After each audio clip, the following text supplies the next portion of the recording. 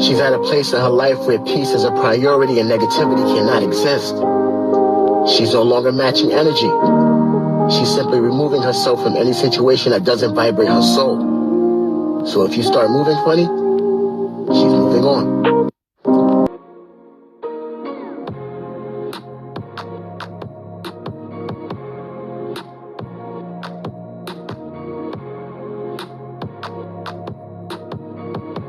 So Sunday's episode was a filler episode, basically setting up all of the different storylines. One of the hot topics and stories from Sunday's episode was Drew and her husband, and I've already touched on that in a separate video I did. So I was like, you know what? It was a filler episode. There's no reason to do a review because there were a lot of different segments that's going to set up the storylines for the rest of the season, and how, the bone collector is going to go back and say this person said and that person said, and without people confirming and calling the other person to get the actual story, going to assume that there were gossiping and different talks going on, so they're going to snap and start coming for that person and all of the drama. Let's go ahead and do a review and talk about it.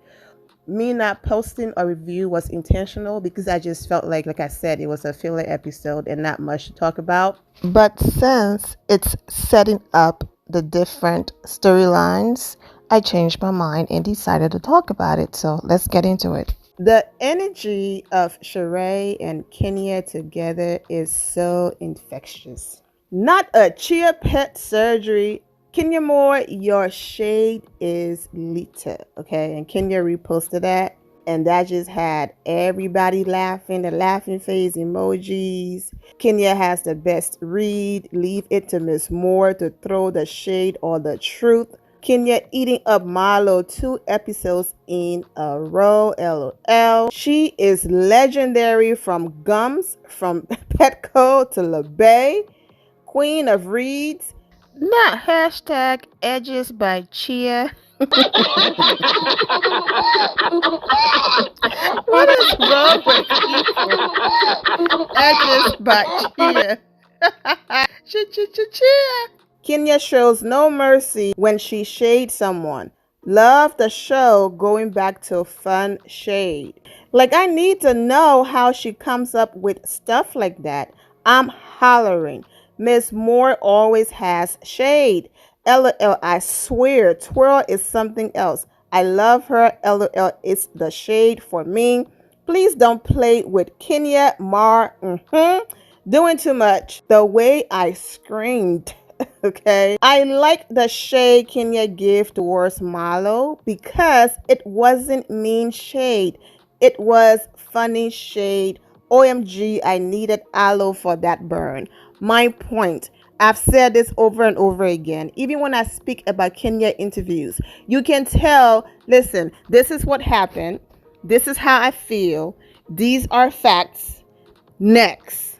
It's never, I'm angry, I hate you, I want to destroy you, I want to hit below the belt. What can I come up with, or what can I rehearse to really crush you?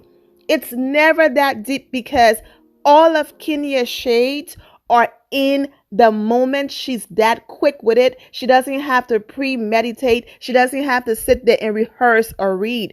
That's the difference between Kenya and these girls. It's never that deep. It's a show. Now that we got some tweets, social media reactions, and laughter out of the way, let's do things in order and go back to the very beginning of the episode with Kenya going over to Chateau Chateau Sheree, sorry.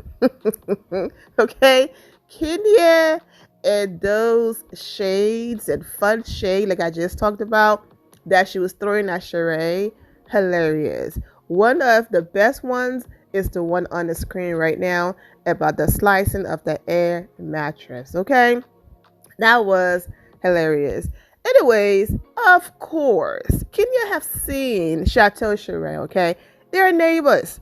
Kenya saw this house. Kenya was at Sheree's house a few years ago during Thanksgiving. Sheree been back on the show where she showed her house. This was just one of those moments of Sheree wanted to have her look at me now. For those of you who called my home Neverland, for those of you who said it was just sticks there when you went by, for those of you who clowned my home, look at me now. One of those amazing moments of just saying, take that, take that, take that, diddy divorce, okay? I'm doing good. Sheree seeks validation and she loved that. And that was exactly what this moment was.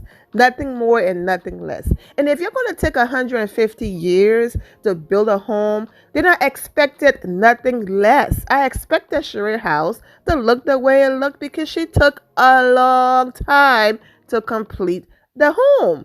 And then, of course, Kenya shows up. They're laughing, and the bone collector situation is going on again. And they're having certain conversations, which I am aware that Sheree is going to take back to Marlo and pretend like she wasn't a part of the conversation and make it look like Kenya just came over there 100% to talk and gossip about Marlo when Kenya came over there to help you, Sheree, get a scene or two in and to help you show off your house, okay? Because it was you and Kenya going back and forth. So it makes sense that Kenya would be the one to come and see the basement, okay? It's a continuation of what happened. So it makes sense. I'm not sure if this part was left on the cutting floor or if Sheree is going to say this at a later date and Bravo, when they were doing their preview, mixed it in. But this part, I did not see it on the episode. But there was a segment where Sheree was talking about how she loves this Kenya. She seemed light and happy and just amazing. But then there was a moment that I saw on social media where Sheree was going in saying back then Kenya was just evil, she was dark, she was nasty, like she was just going in this clip that I saw online. Now Sheree did say some of this during the episode in confessionals, but it was nothing compared to what I saw online, and I understand that they do have to condense the episode to 1 hour and edit and all of that, but the extended clip that I saw online, she was going in. But like I said, maybe it's another scene that she's going to have with Kenya in the future as the season goes on and it was mixed up. However, if we do not see that scene again, then that just means it ended up on the cutting floor. But for those of you who have social media, especially Instagram, you've seen the clip that I'm talking about. And I'm just shaking my head watching this clip online because I'm like, someone shading you back because you came for them in their house and they have clearly said, don't come for me unless I send for you. Someone defending themselves and coming for you and returning a favor. That's what you call evil and dark.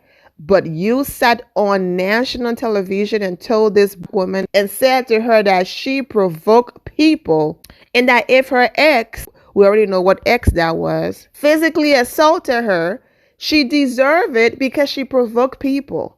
You were that evil and dark and disgusting to allow some petty fun shade back and forth about a house get you to that point where you said it was okay for this woman to be physically assaulted and that it will be okay because she deserved it. She provoked people, even though you are a survivor of domestic violence. And then when she brought it up to remind you, you called her a liar and all of this just for your ex-husband to come on national television and sat there and joked. His exact words are on the screen. And in the facial parks, who you are currently defending and want her to come back to the show, sat there with a smirk on her face, and it was the same Kenya Moore who had issues with you. It was Kenya who is aware, you know what?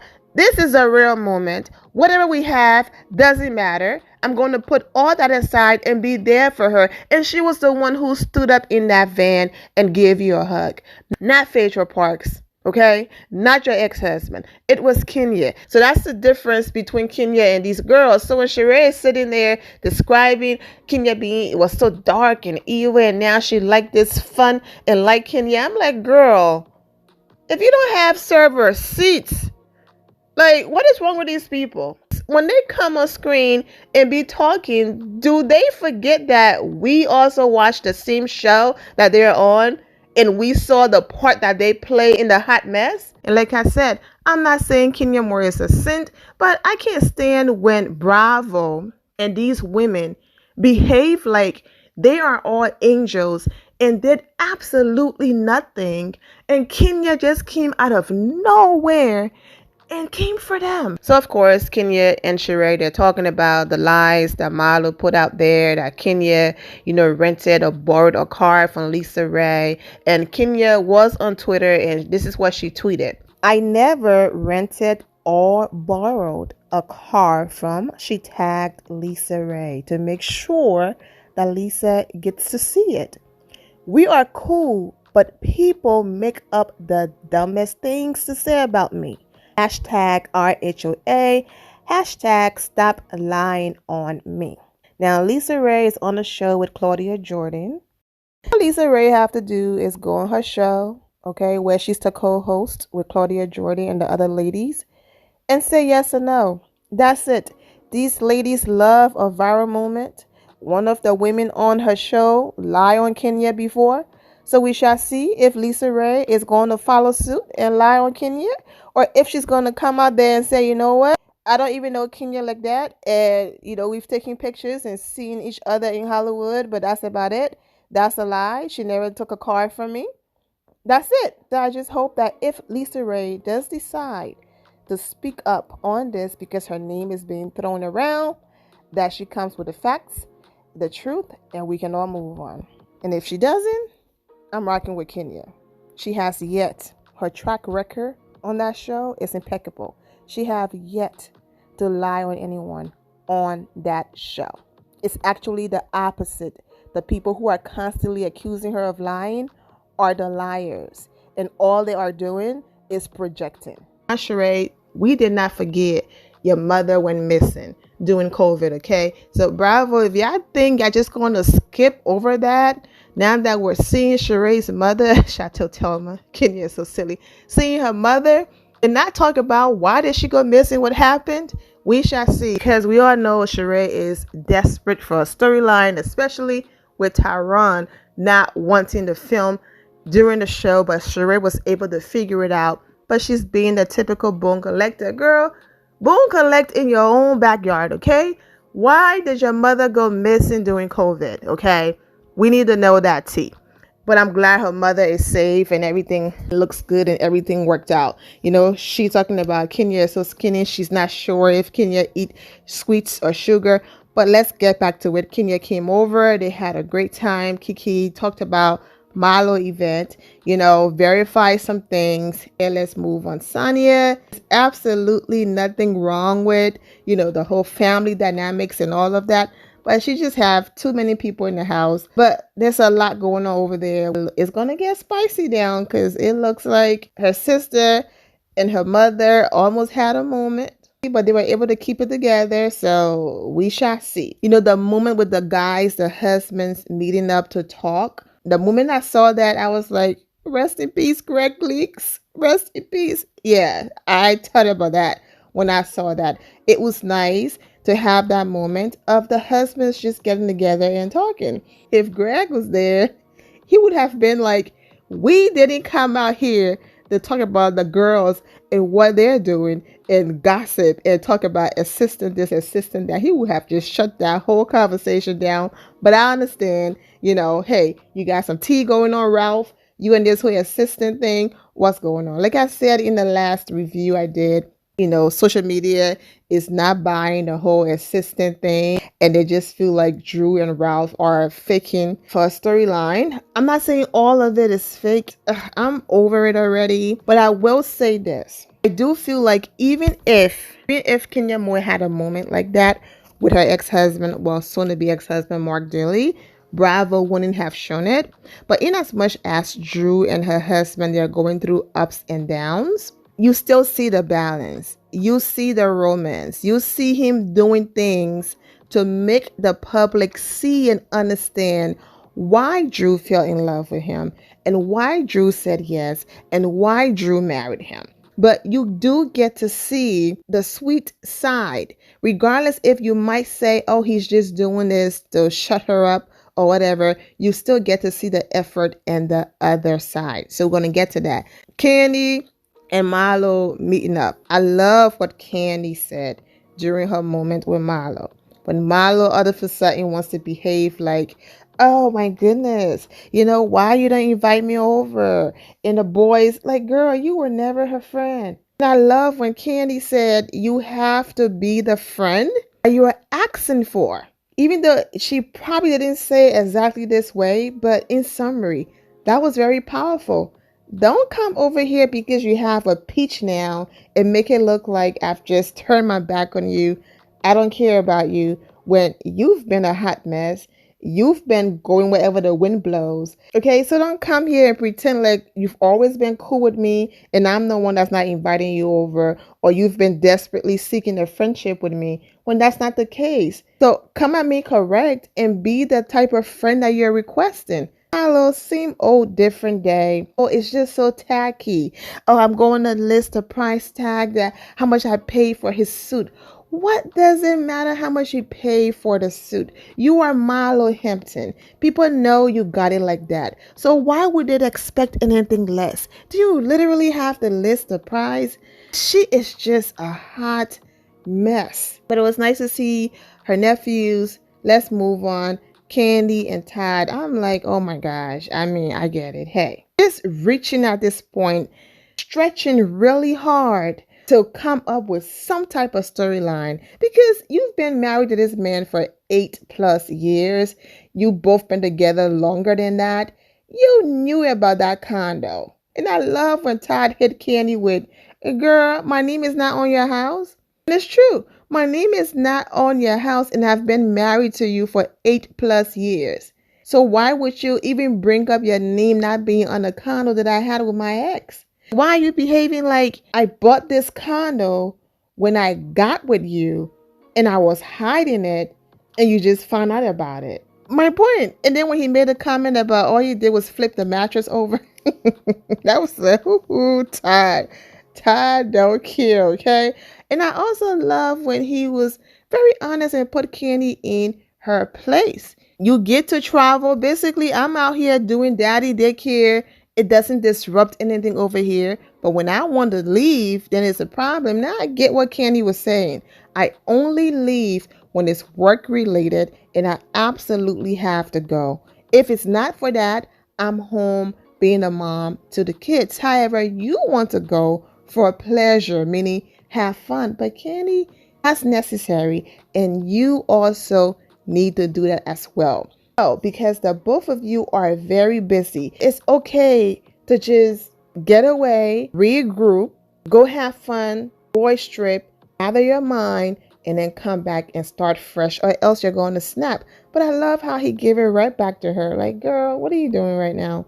Because you'd be leaving for a long time and I don't be tripping. I know I said that I was going to come back and complete discussing, Drew and her husband's situation. So I'm not going to spend too much time on it. I'm over it. Most of you are aware at this point. I do understand that, yes, the flowers, being romantic, all of those things will not take away the hurt that Drew is feeling. I get it. But Ralph is probably like, okay, yes, some of it is real. But we allegedly sat the family down and told them, look, we need to make our coins. We need to get this check. So you might see some things on TV that might be stretched a little bit. So can we at least have a balance? Every single episode when our face come on the screen cannot be about marital issues. That's the issue I had with the whole Kenya and Mark situation. At least we got to see flowers and dinner with Drew, even though it did not work out, okay, in the end. It's okay to have your arguments. It's okay to have your disagreement, but it's also okay to have that full circle moment where conversations happen, healing happen, good times happen, like we get to see with Candy and Todd. It can't just be every episode assistant. It becomes repetitive. People becomes bored. So it looks like that's the space Ralph was in. I know what I did and I'm aware that you're hurt, and I'm not saying turn it on and turn it off. You are allowed to be upset and express your feelings, but can we just have dinner and have this moment? And then maybe the next episode, we're going to go back and revisit this whole situation. That's why he was upset. I also understand where Drew is coming from, and Bravo isn't playing with Ralph. They did the whole gaslighting segment, and yeah, I talked about it in the last video I did, so I'm not going to focus on it too much. I even posted tweets and all of that, so if you missed that video, go ahead and watch it because I did include it in the last video. But anyways, overall, I'm wishing Drew and her family the best. Like I said, this was a filler episode, so it's all good. So yeah, I'm wishing all of you well and take care. And here my final loves. Thank you all for your love and support. If you're not subscribed to the channel, go ahead and subscribe to the channel. Go ahead and leave this video a thumbs up. Also turn on notifications so when I do post, you're aware that I posted. And I will see you all in the comment section. Remember to always have the God bless attitude, which is being positive at all times and seeing the good in every situation. Have a great day, guys. God bless.